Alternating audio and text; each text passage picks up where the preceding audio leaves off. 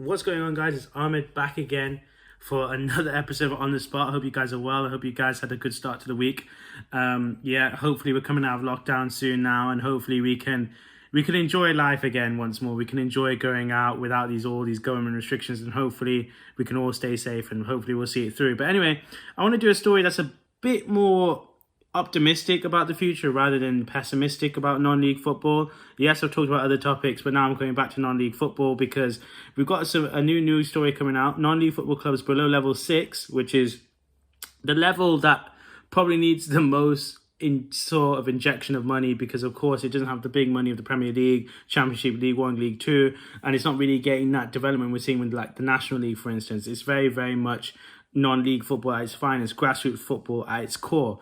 But anyway, they're getting a 10 million government grant. Obviously, this isn't for one club per se. It's approximately 850 clubs getting a fair share of that. But a 10 million grant is a huge thing. And it's finally almost showing that the government are aware that non-league clubs need the help, need the support. And it's good to see because, again, this doesn't recognise just clubs that just have an adult group. Probably a lot of non-league clubs have under 16s, under 15s, under 14s, women's side. And again, that's all due to participation and exercise. As Boris said recently in an interview, which was strange to me, obviously COVID, he said that it was affected because he was fat, he was overweight. And it's crazy to think perhaps maybe the government are looking forward, looking optimistic about it. I don't know, trying to help people get exercise and all that. But of course, we need football clubs around so they can do it.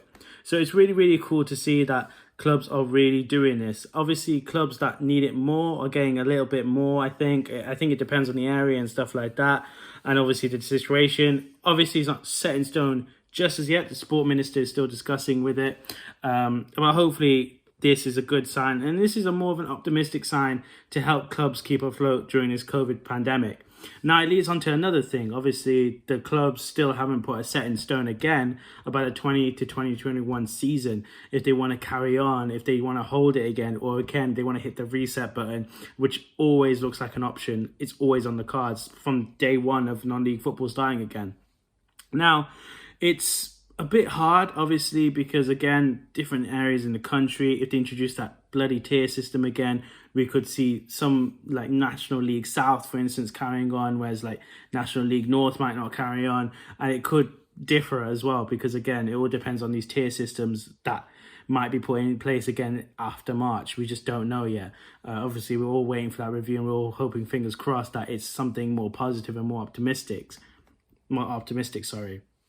But of course, you know, this is a huge, huge step to the right way. Obviously, 10 million grant, people think that's a lot of money, but you got to remember it's over 850 plus clubs. You know, it's not just one club each getting 10 million pounds. It would be stupid if it was, but it's good to see that the government are putting money aside, especially for the sports sector, which again, people forget, you know, it's been heavily affected. You know, we've had a lot of gym closures, a lot of football clubs closure, a lot of sporting clubs closure, you know, because simply they can't run and they can't operate. And obviously there's not going to be that huge demand for them. So again, it's really good to see that people in government are paying attention to it, putting it to what's right.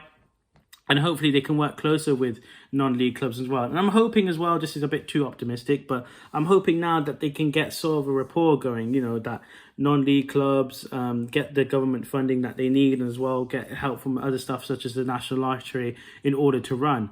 But yeah, I wanted to talk about something a bit more positive today. Obviously, in the past, I've done videos about the league being resetted, being forfeited, clubs closing left, right and centre, and of course the issues we've been discussing recently about racism. But I wanted to speak about opportunity that seems very, very optimistic. So hopefully this will be good for non-league clubs. Hopefully we can build from this, and hopefully it'll be good news for the rest of us. And yeah, it's been Ahmed for On The Spot. Please keep supporting WDSportz. Obviously, again, we've been severely affected in some aspects because obviously we cover non-league football and grassroots sports in general. So obviously us being told that we can't cover it, and obviously it's stopping, it's really affected us. But we're loving the support we're getting. I'm loving the support I'm getting in my own videos. So please, guys, keep supporting, keep subscribing, keep sharing, keep doing what you're doing, and hopefully see you guys soon. Cheers.